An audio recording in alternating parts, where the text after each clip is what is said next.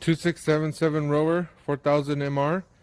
If your handle is loose and is shifting like this while you're using it, or even worse, the ball handle, the ball end has come off, you need to open this up. I recommend using a long Allen wrench, or maybe a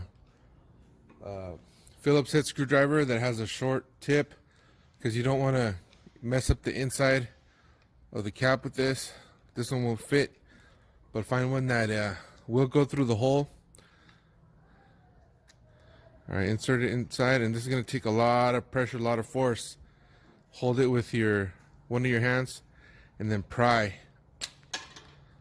Okay, that's how we get it open. Make sure you have the washer, and the nut, and the cap.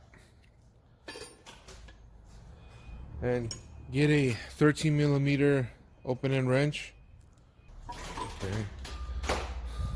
If this has come off for some reason, then what you do is just put it back on.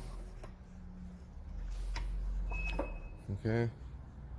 Then you're gonna put the knob back on. Make sure it's sitting flush, it's not lifted up down here. Next, put the washer on, and then the nut.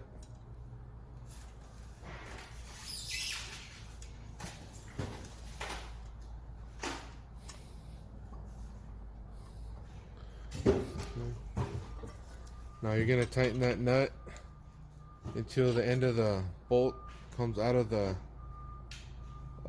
nylon there. But if that's too tight, you don't want that. You don't want this to not move when you flick it with your finger. So what you want to do is back that up some until it rolls smoothly like that. That's what you want.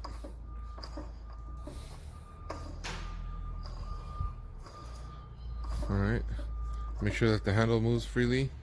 It doesn't knock up and down too much.